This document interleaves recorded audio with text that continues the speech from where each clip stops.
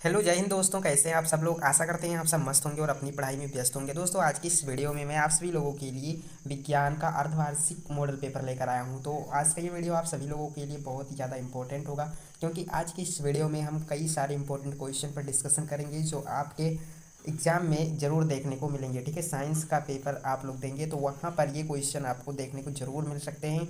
आखिरी तक वीडियो को देखिएगा, बहुत इंपॉर्टेंट वीडियो है आपके लिए। गैसों में विसरण का एक उदाहरण है। अब बताइए गैसों में विसरण का एक कौन सा ऐसा उदाहरण है इनमें से जो राइट है। तो दोस्तों आपके पास चार ऑप्शन है। ऑप्शन ये है इत्र की सुगंध का हवा में फैलना, बी है स्याही का पूरे पानी में फैलना, सी है कॉपर सल्फेट की क्रिस्टल को पानी में डालना, या फिर डी इनमें से कोई नहीं। तो राइट आंसर इसका ऑप्शन ये है, इत्र के सुगंध का हवा में फैल जाना ये विसरण का एक उदाहरण है। क्योंकि विसरण किसे कहते हैं, जब कण उच्च सांद्रता से निम्न सांद्रता की ओर गमन करते हैं तो विसरण होता है। तो इत्र के कण जो हैं वो उच्च सांद्रता से निम्न सांद्रता की ओर जा रहे हैं, हवा में फैल रहे हैं। ठीक है, तो ऑप्शन ये सही हो जाएगा। अगला क्वेश्चन है हमारा, निम्नलिखित में से कौन टिंडल प्रभाव को प्रदर्शित करता है। नमक का घोल, दूध, कॉपर सल्फेट का विलयन या फिर स्टार्च विलयन। तो बताइए कौन सा राइट आंसर इसका है। ऑप्शन देखिए, उसके बाद कमेंट करके बताइए। ये क्वेश्चन आपको मैं कमेंट करने के लिए छोड़ रहा हूँ, जल्दी से कमेंट कीजिए सभी लोग इसका आंसर। नेक्स्ट क्वेश्चन है, वह ऊतक जो द्वितीयक वृद्धि के लिए उत्तरदायी है। तो यहाँ पे चार ऑप्शन है सभी क्वेश्चन की भांति, xylem, cambium, phloem, cortex. Right answer option B है, कैंकियम। ठीक है, ऑप्शन बी सही हो जाएगा।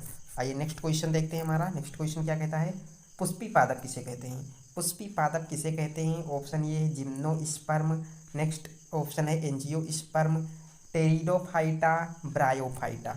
तो कौन सा है इनमें से इसका राइट आंसर, सभी लोग जल्दी से कमेंट बॉक्स में कमेंट करके बताएंगे। जिम्नोस्पर्म, एंजियोस्पर्म, टेरिडोफाइटा या फिर ब्रायोफाइटा। तो सब लोग जल्दी से कमेंट करें, मैं अभी आपको इसका आंसर बताता हूँ। कुछ समय रुकिए, उसके बाद मैं आपको बताऊंगा। पहले आप लोग कमेंट कर दीजिए उसके बाद। अगला क्वेश्चन है, एक समान गति की अवस्था में त्वरण होता है। अब एक समान गति की अवस्था में त्वरण शून्य होता है। ठीक है, एक गति की अवस्था में त्वरण हमेशा शून्य होता है। ओके, ऑप्शन ये सही आंसर है। अब आइए हम सब्जेक्टिव क्वेश्चन पर डिस्कशन करते हैं, जो वेरी वेरी इंपॉर्टेंट क्वेश्चन है। ठीक है, ये क्वेश्चन जरूर आपके एग्जाम में देखने को मिलेंगे, आप लोग देख लेना। देखिए, टोनोप्लास्ट किसे कहते हैं। रसधानी के कार्यों का वर्णन कीजिए। उत्तर में लिखना है आप लोगों को, पादप में रिक्तिका या रसधानी एकल कला से बनी होती है, जिसे टोनोप्लास्ट कहते हैं। रिक्तिका या रसधानी एकल कला से बनी होती है पादपों में। ठीक है, पादपों में रिक्तिका या रसधानी पाई जाती है जो कि एकल कला से बनी होती है, इसे ही टोनोप्लास्ट कहा जाता है। अब रसधानी के प्रमुख कार्य कौन कौन से हैं, तो दो कार्य मैंने यहाँ पे लिखा है, आप लोग ध्यान रखेंगे। यह पादप कोशिकाओं को कठोरता प्रदान करती है। दूसरा कार्य है वसा, कार्बोहाइड्रेट, प्रोटीन, जल आदि का संग्रहण करती है। ओके, तो ये रसधानी के प्रमुख कार्य हैं, आप लोगों को याद रखना चाहिए। अब नेक्स्ट क्वेश्चन देखिए हमारा क्या है। नेक्स्ट क्वेश्चन है, एनिलिडा एवं आर्थ्रोपोडा के सामान्य लक्षणों का वर्णन वर्णन कीजिए। एनिलिडा एवं आर्थ्रोपोडा के सामान्य लक्षणों का वर्णन कीजिए। अब एनिलिडा संघ के सामान्य लक्षण यहाँ पे हैं, देख लीजिए। ये बेलनाकार एवं रेंगने वाले जीव हैं, जैसे कि केचुआ। ठीक है, जो केचुआ होता है ये एनिलिडा संघ का प्राणी है, एनिलिडा संघ का जंतु है। ठीक है, इनमें श्वसन त्वचा या क्लोमो द्वारा होता है। श्वसन कैसे होता है, त्वचा से होता है या फिर क्लोमो द्वारा। ठीक है, नेक्स्ट पॉइंट, इनमें उत्सर्जन वृक्क द्वारा होता है, वृक्क द्वारा उत्सर्जन होता है। ये एक लिंगी व द्विलिंगी हो सकते हैं। संघ आर्थ्रोपोडा के सामान्य लक्षण, एनिलिडा पर हमने बात कर लिया, अब आर्थ्रोपोडा पर बात करेंगे। एनिलिडा और आर्थ्रोपोडा पर बात करना था, इनके लक्षणों को लिखना था। तो अब आइए संघ आर्थ्रोपोडा के सामान्य लक्षण देखते हैं कौन कौन से हैं। पहला लक्षण हमारा है, यह जंतु जगत का सबसे बड़ा संघ है। आपको तो याद रखना होगा कि पूछे अगर एग्जाम में कि जंतु जगत का सबसे बड़ा संघ कौन सा है, तो जंतु जगत का सबसे बड़ा संघ आर्थ्रोपोडा संघ है। इनमें परिसंचरण खुले प्रकार का होता है। इनमें पूर्ण विकसित तंत्रिका पाई जाती है, जो इनकी तंत्रिका होती है वो पूर्ण विकसित होती है। पूर्ण विकसित तंत्रिका इसमें पाया जाता है, पूर्ण विकसित तंत्रिका तंत्र होता है। ठीक है, याद रखना है। उदाहरण है मच्छर, तिलचट्टा, केकड़ा, झींगा मछली आदि। ठीक है, ये आर्थ्रोपोडा संघ के प्रमुख उदाहरण है, मच्छर, तिलचट्टा, केकड़ा, झींगा मछली आदि। नेक्स्ट क्वेश्चन है, चाल तथा वेग को समझाइए। चाल और वेग वेरी इंपॉर्टेंट क्वेश्चन है, आपको याद रखना चाहिए। चाल क्या है, गति की तरह ही चाल है, लेकिन यहाँ पे ध्यान रखना है आपको। देखिए, मात्रक मात्रक ध्यान रखिए, मात्रक चाल और वेग का एक ही होता है, बट चाल और वेग में थोड़ा सा डिफरेंस होता है। डिफरेंस ये है कि गति की दर गति किसी भी दिशा में हो सकती है, गति की दर किसी भी दिशा में, यानी कि चाल जो होती है उसमें दिशा मायने नहीं रखता, ठीक है, लेकिन वेग में दिशा मायने रखता है। किस दिशा? किसी गतिशील वस्तु द्वारा एकांक समय में तय की गई दूरी को चाल कहते हैं, ठीक है। चाल की परिभाषा देखा आपने, किसी गतिशील वस्तु द्वारा एकांक समय में, यानी कि एकांक समय में वह जितनी दूरी तय करती है उसे ही उस वस्तु का चाल कहेंगे। चाल एक अदिश राशि है क्योंकि इसमें दिशा नहीं होती, इसीलिए यह अदिश राशि है। मात्रक इसका मीटर प्रति सेकंड हो जाएगा। नेक्स्ट क्वेश्चन देखिए, नेक्स्ट क्वेश्चन क्या, यहाँ पे वेग पर बात करना है थी। तो वेग दिशा के साथ चाल, मैंने आपको बताया ना कि जो वेग होता है इसमें दिशा के साथ चाल दिया रहेगा, ठीक है। चाल तो होगा ही, साथ ही चाल के साथ साथ दिशा भी होगी, इसीलिए यह सदिश राशि है। बस चाल ही वेग है, बट इसमें थोड़ा सा डिफरेंस है कि दिशा भी अनिवार्य है।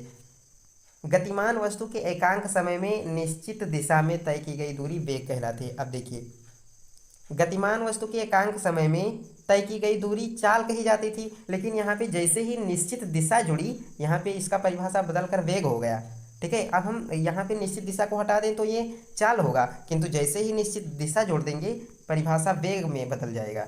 गतिमान वस्तु के एकांक समय में निश्चित दिशा में तय की गई दूरी वेग कहलाती है। वेग एक सदिश राशि है क्योंकि इसमें दिशा भी होती है। मात्रक वही जो चाल का, मीटर प्रति सेकंड। नेक्स्ट क्वेश्चन, आवेग का मात्रक लिखिए। आवेग का मात्रक क्या है? आवेग का ऐसा ही मात्रक है न्यूटन इंटू सेकेंड भी कह सकते हैं, ठीक है, Newton into second. Next question, जड़त्व से क्या अभिप्राय है? जड़त्व की परिभाषा लिखनी है आपको। किसी वस्तु का वह गुण जो उसकी विराम या गति की अवस्था में परिवर्तन का विरोध करता है जड़त्व कहलाता है। किसी वस्तु का एक गुण है जड़त्व। अगर वस्तु विराम में है तो वो विराम में ही रहेगी, अगर गतिशील है तो वो गतिशील ही रहेगी, जब तक कि हम उस पर बाहरी बल नहीं आरोपित कर देते, ठीक है। यही है जड़त्व, याद रखना है आपको। एक देखिए क्वेश्चन नंबर 10 बहुत इंपॉर्टेंट है, एक न्यूमेरिकल है तो इसे याद रखना है आप लोगों को, बहुत इंपॉर्टेंट न्यूमेरिकल है आपका। एक बस की गति 5 सेकंड में 80 किलोमीटर प्रति घंटा से घटकर 60 किलोमीटर प्रति घंटा हो जाती है। बस का त्वरण ज्ञात कीजिए। बस की प्रारंभिक चाल कितनी दे रखी है? यहाँ पे देखिए 80 किलोमीटर प्रति घंटा। अब इसे मीटर प्रति सेकंड में बदल लीजिए। आप जानते हैं मीटर प्रति सेकंड में बदलने के लिए क्या किया जाता है? बिल्कुल सही, 5/18 से मल्टीप्लाई किया जाता है, ठीक है। जो भी चाल दिया होता है उसे 5/18 से मल्टीप्लाई कर दीजिए। अगर वो किलोमीटर प्रति घंटा में है तो वो किसमें बदल जाएगा? मीटर प्रति सेकंड में बदल जाएगा, ठीक है। तो ऐसे ही हम लोग प्रारंभिक चाल में मल्टीप्लाई करेंगे 5/18 से, और अंतिम चाल में भी मल्टीप्लाई करेंगे 5/18 से। तो हम यहाँ पे देखेंगे कि हम मीटर प्रति सेकंड में वैल्यू प्राप्त कर चुके हैं। अब चाल को घटने में कितना समय लगा? यहाँ पे दिया है 5 सेकंड। 5 सेकंड में चाल घटता है ना, 80 किलोमीटर प्रति घंटा से 60 किलोमीटर प्रति घंटा होने में 5 सेकंड का समय लगा, तो 5 सेकंड यहाँ पे लिख दिया मैंने। अब त्वरण ज्ञात करना है, आप लोग जानते हैं त्वरण क्या होता है, बताने की आवश्यकता नहीं है, आप लोग इंटेलिजेंट छात्र हैं, मुझे पता है। अंतिम चाल माइनस प्रारंभिक चाल, अंतिम चाल ये है ये, और प्रारंभिक चाल ये है, बस दोनों को आपस में घटाइए, ठीक है, दोनों का अंतर ले लीजिए। उसके बाद में आप लोग देखेंगे 5 से डिवाइड लगा दीजिए, क्योंकि समय भी आपको देना पड़ेगा नीचे ना, समय से भाग लगाना पड़ेगा। तो दोनों का अंतर लेकर के समय से भाग लगा दीजिए, जो आएगा वही आपका आंसर होगा। बट यहाँ पे ध्यान देने की जरूरत है, त्वरण का मात्रक आप लोग गलत मत कीजिएगा, मीटर प्रति सेकंड स्क्वायर होता है, ठीक है, याद रखना है। तो बस आज के ये कुछ इंपॉर्टेंट क्वेश्चन थे, आप लोगों को तैयार कर लेने चाहिए, बहुत इंपॉर्टेंट हैं, ठीक है। 1 से 2 बार पढ़ लीजिए आप लोग, ताकि आप लोग एग्जाम में अच्छे से लिख पाएँ इनके आंसर। तो चलिए मिलते हैं नेक्स्ट वीडियो में। जय हिंद, वंदे मातरम।